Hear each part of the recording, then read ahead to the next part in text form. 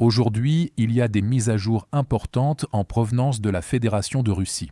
Ici, la tension à Moscou a commencé à atteindre des niveaux jamais vus auparavant, car il n'a suffi que d'un seul drone ukrainien pour rendre la défense aérienne russe obsolète. Les Russes ont paniqué et ont placé Moscou en état de siège en déployant des mitrailleuses partout afin d'empêcher la moindre incursion de drones ukrainiens lors de l'événement le plus important de l'année. À l'approche du défilé de la victoire du 9 mai en Russie, le président Volodymyr Zelensky a averti ouvertement que des drones ukrainiens pourraient atteindre le défilé du jour de la victoire russe, signalant ainsi que même le cœur de la Russie était à portée de main. Après plusieurs semaines de frappes ukrainiennes réussies sur des cibles russes stratégiques, dont la plus éloignée a parcouru 1700 km depuis la frontière ukrainienne pour frapper un aérodrome, cette déclaration a déclenché une vague de paranoïa au sein de la direction russe. En réponse, les Russes ont inondé la capitale de militaires et ont pratiquement transformé la ville en base militaire. Moscou est actuellement protégé par des anneaux défensifs superposés soutenus par des positions supplémentaires à l'intérieur même de la ville.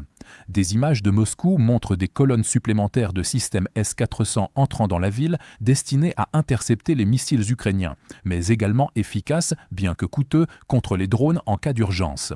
Environ 130 sites de défense aérienne ont été déployés dans et autour de la capitale, comprenant environ 100 systèmes Pantsir et des dizaines d'unités Tor conçues pour intercepter les drones, appuyées par une vingtaine de batteries S-400 pour les menaces à plus haute altitude. Sur le papier, il s'agit de l'une des zones urbaines les plus lourdement défendues au monde. Mais malgré ce déploiement massif, des drones ukrainiens ont tout de même réussi à passer.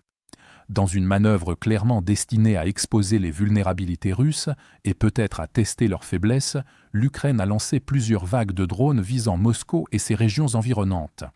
Des drones d'attaque FP1 ont réussi à franchir toutes les couches de défense aérienne, volant à basse altitude pour éviter la détection, contournant avec succès plus d'une centaine de positions vérifiées, comme l'ont confirmé des responsables ukrainiens. Le résultat fut une frappe directe en plein cœur de la capitale russe lorsqu'un drone a percuté un immeuble de luxe à moins de 7 km de la place Rouge. Le site de l'impact, situé dans un quartier huppé près des ambassades et des principaux bâtiments gouvernementaux, a provoqué une onde de choc dans toute la ville. Les habitants ont signalé avoir vu des drones voler à très basse altitude, suivis d'explosions qui ont brisé le silence de la nuit. Les aéroports ont été fermés par précaution et les équipes de secours ont afflué dans la zone alors que des débris jonchaient les rues avoisinantes. L'impact psychologique a été encore plus fort que les dégâts matériels, car il s'agissait de l'une des frappes de drones ukrainiens confirmées les plus proches du Kremlin depuis 2023. Les analystes russes ont rapidement tiré la sonnette d'alarme, se demandant comment une telle brèche avait pu se produire malgré la concentration massive de défenses aériennes autour de la capitale, et exprimant leurs inquiétudes sur ce qui pourrait arriver pendant le défilé. Le lendemain, de nouvelles images sont apparues montrant un hélicoptère d'attaque russe K-52 poursuivant un drone ukrainien au-dessus de la banlieue de Moscou, soulignant l'ampleur de la menace. Au lieu de donner une impression de contrôle, c'est à ce moment-là que la panique s'est véritablement installée, révélant un système sous pression, obligé de réagir à la hâte face à des cibles rapides et volant à basse altitude, qui parvenaient à passer même à travers des défenses très denses, les Ukrainiens continuant à s'approcher alors qu'ils ne faisaient encore que sonder les faiblesses. En conséquence, les autorités russes ont renforcé les mesures de sécurité à Moscou à un niveau jamais vu, allant jusqu'à boucler complètement le centre-ville.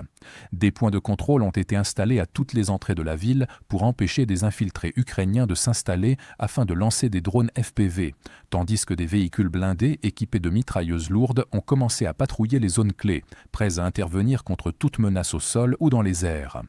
Autour du Kremlin lui-même, des forces spéciales ont pris position sur les tours, les toits et même sur les murs historiques, installant des nids de mitrailleuses sur des bâtiments qui n'avaient plus servi à ce type de défense depuis l'avancée allemande sur Moscou pendant la Deuxième Guerre mondiale.